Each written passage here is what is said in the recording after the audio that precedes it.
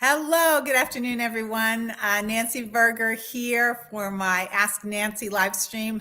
So happy to have my pal Irene Ryan with me today, who is going to join me in a rich discussion, I'm sure, about the stories we tell ourselves when we want to change careers. Such a timely topic because so many people are sort of looking at opportunities. So my friend Anne is a career coach, but she coaches in a different way. I'm going to let her introduce herself. But what I do want to tell you is that resumes are her superpower. So if you are in that kind of, at that crossroads where you're trying to figure out what to do and you reach out to her because she has some mad skills.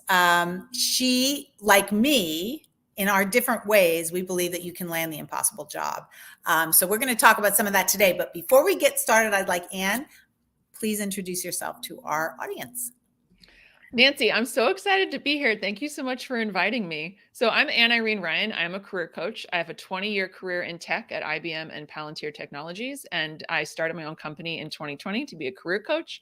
I fell into resumes. I was a hiring manager for a few years, and I actually had two female colleagues come up to me and they said, "You find mistakes in every resume you read. It's amazing. And you find them quickly." And I thought, well, that's an odd superpower. What am I going to do with that? And I decided to start giving resume workshops and teaching people how to write a really compelling resume to land the job they want, to land that impossible job. And so this is what I do full time now. And I work one-on-one with clients and do workshops. And I know, Nancy, we met through Innovation Women and SHIP. We met through Innovation Women. She has infinite potential. If you have not checked that out, wonderful panel of women that support and embolden women in tech and in all areas, all industries, really. So you can check them out on LinkedIn. But so it's almost like this. When you start the process, you say, "Okay, I think I want to change careers."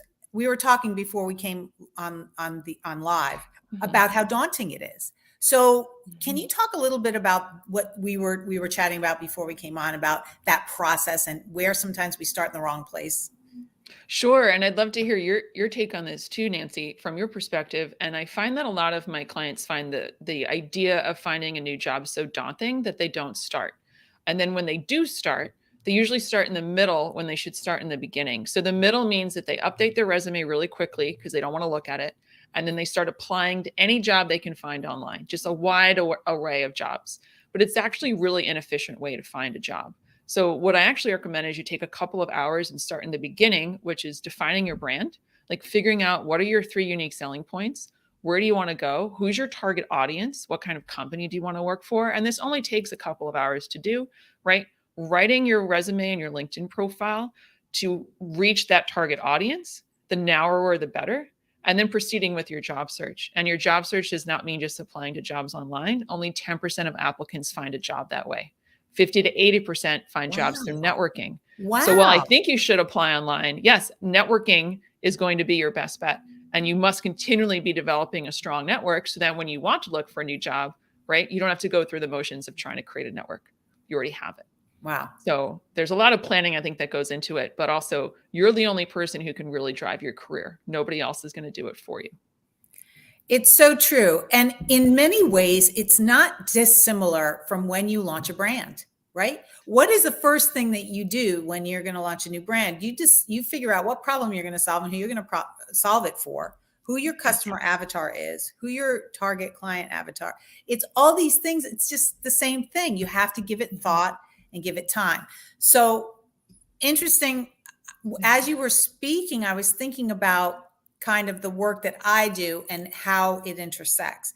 And I think how it intersects most clearly to me is the things that we're thinking about before we get started. Like, we create the story of why we shouldn't do it before we even get to why we should do it. And I think that's an important point to raise now. It's the should thing. I always tell clients, do not should yourself. Should is such an emotionally charged word. The first question that when someone's thinking about changing career may often be, should I do this now? So what I would suggest, and I want to hear your take on this, Anne, is break that down. So what is behind that? because usually it's limiting belief systems or just fear, just plain fear. Like, I'm going to try something new. Oh my God. Will I get enough money? Will I hurt my opportunity here? Well, so many things. So break it down. What is the thing that is in your brain? Speak it, write it.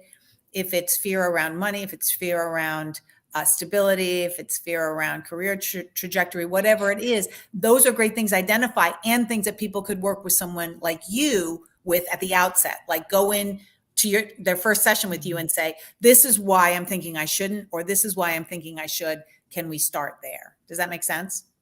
It does. It does. And I like that a lot of it comes back to fear.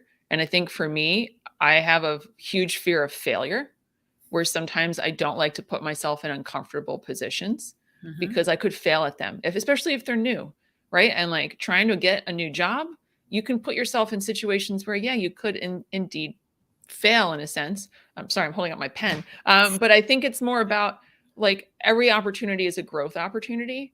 And every time you take a step towards a goal, you're closer to that goal. You're not further away. So true. And failing forward. I believe in failing forward. That. You know, it is without failure, you are guaranteed one thing: stagnation. Without failure, you're not testing your limits, you're not pushing the envelope, you're not stepping out of your comfort zone.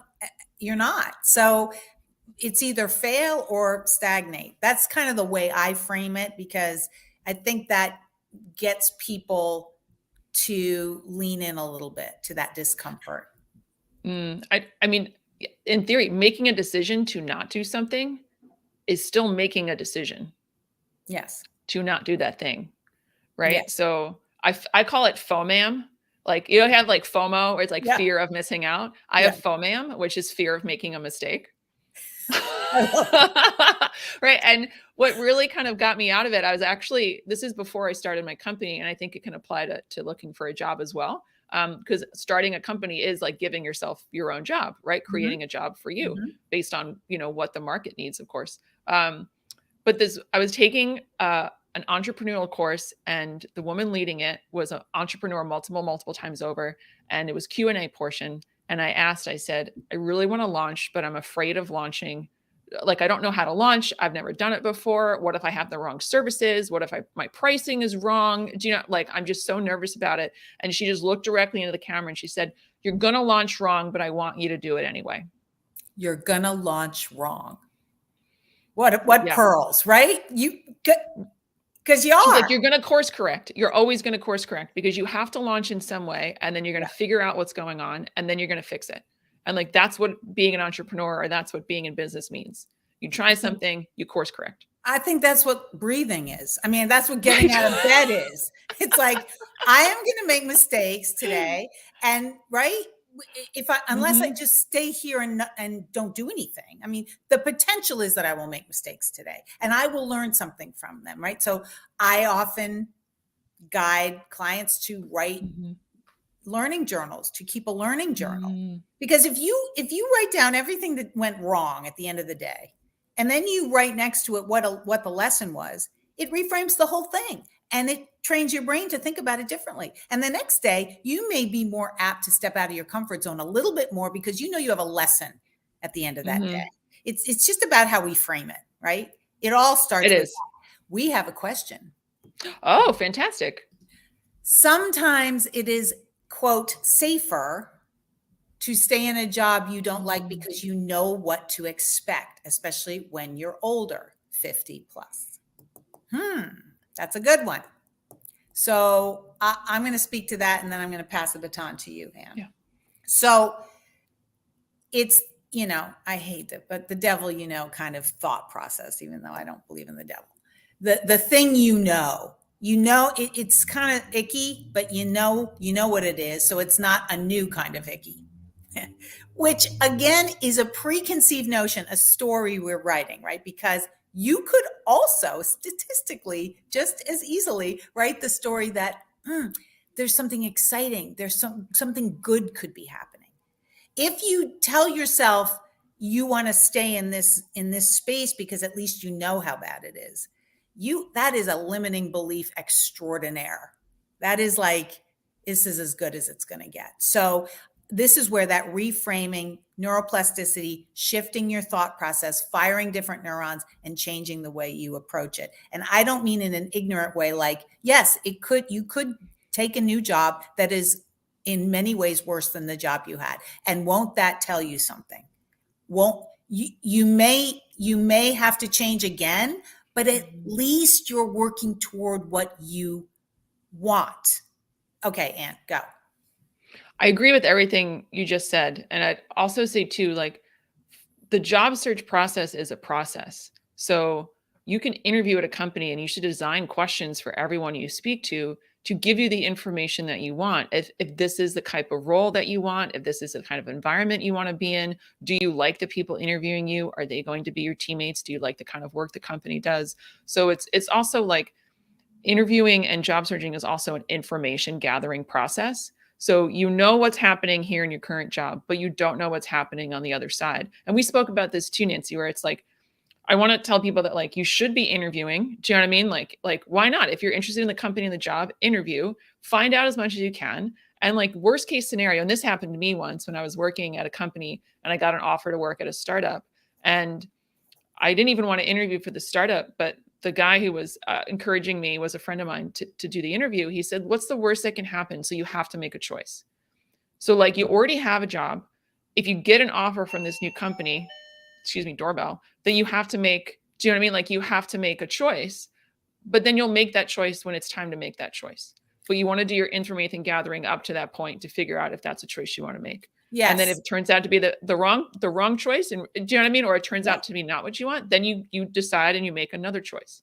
Yes, you made such a brilliant point that I think a lot of people gloss over. And we had just spoken about it, so I'm so glad you said it. Your prep for the interview, the prep. Sometimes we don't know how to prep, right? That's where somebody like you can be so helpful, because you're going to cue your client. Okay, what are the questions you want to ask? What do we know about this company? What information are you going to gather to maybe not ensure, but at least give yourself a fighting chance that you're going to go in with eyes wide open and not be T-boned by something that you find out 2 weeks into the job? It's such a great point, because to your point about, you don't slap your resume together and just go on Indeed. Nothing against Indeed, it's awesome, but just go on there and not do anything else. You want to make sure that if you make a change, you know what you're getting into. And you can't 100%, but if you ask the right questions in the interviewing process, you can. So that is a great point. The other thing I want to talk about is skill sets. I think a lot of times people don't know the value they bring. You know, like they haven't identified their core competencies. I mean, speak to that. I have this concept, and I think people are more awesome than they think they are. And I think the process of talking to someone, and it could be a coach or it could be a friend, you need to speak everything that you've done out loud, and the person you're speaking to has to ask you probing questions about it. And you want to come up with metrics, and you want to write these down. And I feel like I read an article the other day, and it was like, the resume is dead, you know, no more resumes in job searching. And I think that's untrue, actually, because even if you find a job through networking, they're usually going to ask you for a resume. But I think there's a lot of value in writing a resume that people forget about. It's a tool. It's one of the pieces of your career toolkit that you should have, just like a cover letter, just like a LinkedIn profile, just like practicing interview, question answers. The process of writing a resume, and a really good one, allows you to see in writing everything that you bring to the table, and you're explaining it in a really concise, really compelling way to somebody else. And like, I get a lot of clients that are like, oh my gosh, I just saw my new resume and like, I'm cool. And I'm like, yeah, you are. You are so cool. I think you're amazing. And do you know what I mean? And you didn't even know that. And it's happened with every single one of my clients, where we find stuff that they were like, oh, I forgot I did that. Or like, oh, when it's worded that way, like I remember how big of a project that was and how much impact it had. So for sure. That's my long-winded answer. No, it's a great point. And I mean, I don't know if this is, I tell my kids this all the time, my adult children, but like, as they're working in a job, every week, jot down the things that you might have done that are new, something that you contributed, the value that you contributed, a new project you took on that has a skill set attached to it. Like, you don't want to just when you decide to change your careers, have this daunting task of updating your resume and you haven't thought about it for 2 years. I've had clients who haven't had an updated resume in 10 to 20 years. Yeah. And that's even a bigger task. It's definitely doable. It just takes some time. And we have another comment. I think Mark is saying it sounds like a lot of work. So that is true. It sounds like a lot of work, and that may be because it is a lot of work. And this is what I thought of as soon as I saw that. Mm-hmm. And thank you for the question, Mark. Isn't it a lot of work to be in a job you're not feeling? I mean, the expenditure of your life force to be in a role or a job that you don't feel aligned with, that you feel dissonance with, that's costly. To me, that's more work than doing the prep and having your eye on a ball that's down the road for you. What do you think about that? I think that's a great question. The question is like, what will happen if I don't make this change? In a year, how will I feel in a year? How will I feel in 5 years? Do you know, what do you really want to spend your time doing? What impact do you want to have? Right. And like, yes, it can be a lot of work, but you can get support. There's workshops you can go to, there's resources that you have, and you don't have to do everything all at once. You can do things in pieces. I actually recommend that people do things in pieces. You don't have to make that change immediately in one day. So what's the first piece? Like, for somebody, what would you say if somebody's not quite ready to go all in? What's a good starting point? I usually send 3 exercises to my new clients before we meet for the first time. And I say time box them into 30 minutes. And one is to sit down and write everything you want out of a company. Anything you can think of. Do you want to work remote? Does a company focus on diversity and inclusion? Are they in this space? Do they have free Cheetos in the kitchen? I don't care. Whatever you want to put, just write it down. Prioritize your top 5.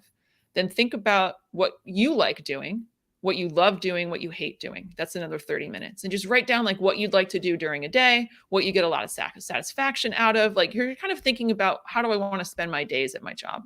Yep. And then the third thing to think about is I just want you to put 30 minutes on a timer and I want you to do a job search. Just look, your goal is to find 3 job descriptions that you're really, really excited about. Just 3. So this whole process should take 90 minutes, right? So you want to think about the company. You want to think about what you love and don't love doing. And then you want to find 3 job descriptions that you're really jazzed about.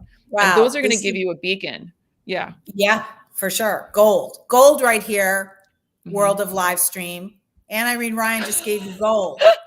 So 90-minute exercise to get you started. That's great because I think there's this,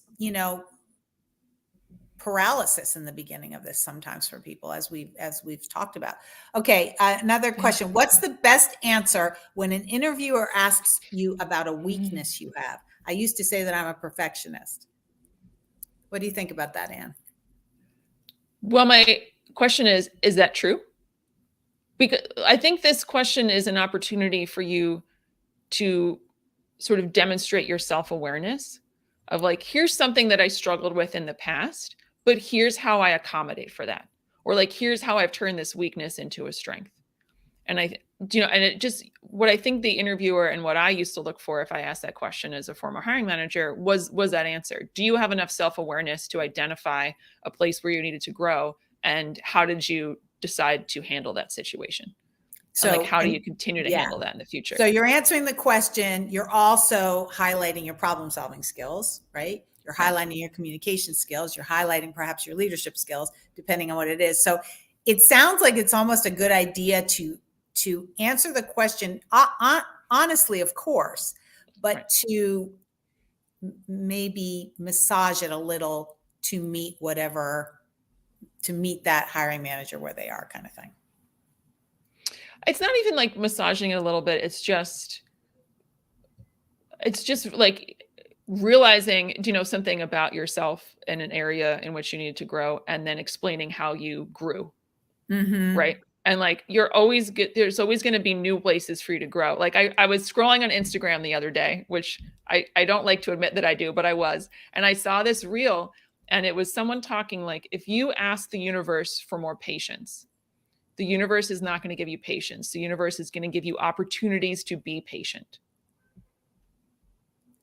So like, I feel like if there's something that you're struggling with or an area where you need to grow, the universe will continually present you with opportunities to grow in that way until you've learned the lesson, and then you'll have something new to work on. So yeah, I don't want to interrupt. Finish. No, go for it. No, go. Well, it's just so interesting, right? Because that statement, first of all, I always chuckle a little bit when people like put on Instagram what the universe is intending. That's just that's just funny. But what it tells us is the power we have to frame anything, any experience, the power we have to choose how we're going to process that experience. So if like we're feeling that we don't have enough patience, maybe the sort of the translation of that is that we're going to start maybe looking for opportunities where we could be more patient, like our RAS system kicking in, like how our brain looks for things that are top of mind. And then Nancy, what's the RAS system? What does it stand for? I forget what the acronym stands for, but what it means is that when the brain, when we have something top of mind, we automatically scan our universe to find signals of that thing. It's our bias. We're biased to find things. Yeah. Got it. And it's like, you're thinking about tulips and then suddenly you see tulips everywhere. It's just a crazy thing that our brain does. And then we convince ourselves, oh, it's some big sign, but it's actually, we're so much more powerful than we know. So I think that, to your point, it's like being self-aware and noticing things about ourselves and not just leaving that in the lap of the hiring manager and saying, yeah, this is my weakness, but saying, I've noticed this about myself. Metacognition is that's a very cool thing. And this is how I accommodate for it. Not this is how I fixed it, because we're human. This is how I accommodate for it. I think that's super powerful. I hope so. Yeah, like we can.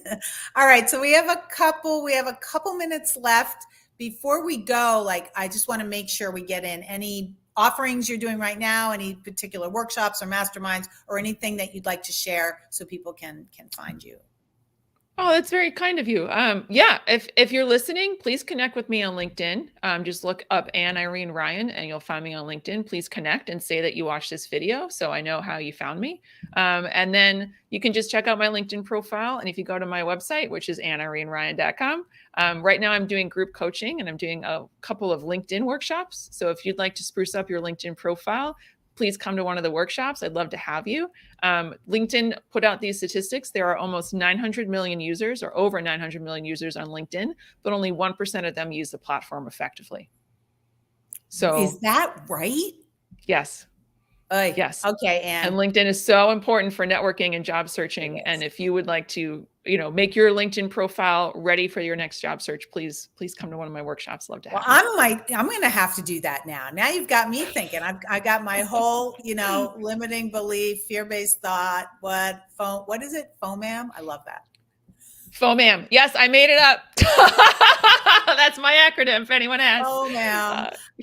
Well, I just want to thank you for joining me today. This was such a rich discussion and brought a lot of value to our listeners. This will be posted on my YouTube channel, so it will get plenty of eyeballs. And I'm sure we'll be doing this again because it's an endless, infinite number of topics around. And this was so fun. It went by like this. I know it did. Thank you, Irene Ryan. Thank you, everyone watching. And we'll see you next time on Ask Nancy. Be well.